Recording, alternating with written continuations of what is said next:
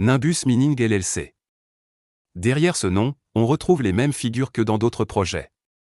Jean-Marc Jacobson et Rémi Jacobson. À première vue, l'histoire est séduisante. Du minage de Bitcoin. Des machines. De la puissance de calcul. Une promesse simple, vous investissez, ça mine pour vous, et vous encaissez. Un produit technique. Complexe. Opaque pour la majorité des investisseurs. Et c'est précisément ce qui le rend attractif. Peu de gens sont capables de vérifier ce qui se passe réellement derrière. Mais dans le cas de Nimbus Mining, il y a un élément central que personne ne peut ignorer. Une femme a porté plainte aux États-Unis contre Nimbus Mining LLC, un projet lié à Jean-Marc et Rémi Jacobson. Ce n'est pas une rumeur. Ce n'est pas un témoignage anonyme. C'est une plainte officielle, déposée devant la justice américaine. Son nom figure dans les registres judiciaires. Le dossier est public. Dans cette plainte, l'investisseuse explique avoir engagé des fonds sur la base de promesses précises. L'achat et l'exploitation de machines de minage pour son compte. Une certaine puissance de calcul annoncée. Des rendements attendus. Et une gestion présentée comme professionnelle et maîtrisée.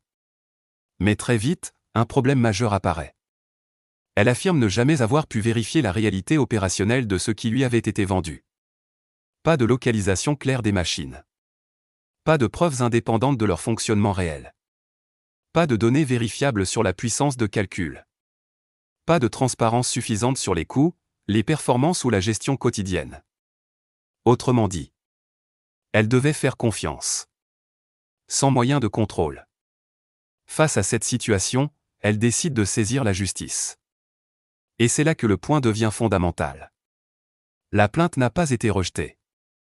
Le tribunal américain a estimé que les éléments présentés étaient suffisamment sérieux pour être examinés sur le fond. Il est important d'être très clair. Le juge ne déclare pas Nimbus Mining coupable. Il ne condamne ni Jean-Marc ni Rémi Jacobson à ce stade. Mais il dit une chose essentielle.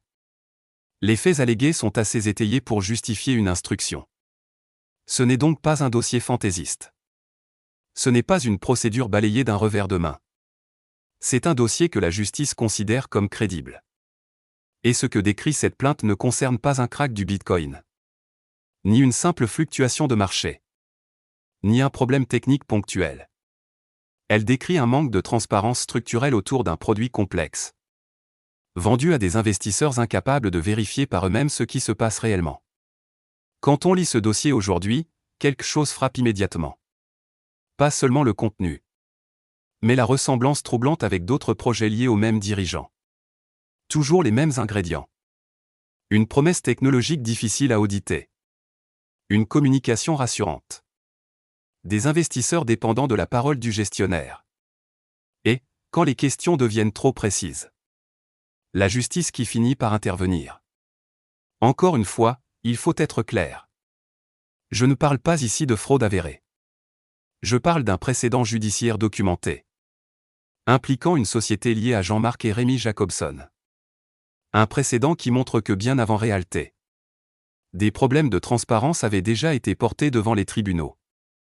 Et quand ce type de situation ne se produit pas une fois, mais réapparaît sur plusieurs projets, à plusieurs années d'intervalle, avec les mêmes noms, les mêmes montages complexes, et les mêmes zones grises, on ne peut plus parler de simple malchance. On commence à parler d'un schéma. Nimbus Mining n'est pas une parenthèse dans l'histoire des Jacobson. C'est un signal précoce. Un signal que beaucoup ont ignoré à l'époque. Et aujourd'hui, quand on met Nimbus Mining à côté d'autres projets plus récents liés aux mêmes dirigeants, ce signal devient beaucoup plus difficile à ignorer. Parce que l'histoire ne se répète jamais exactement. Mais elle laisse des traces.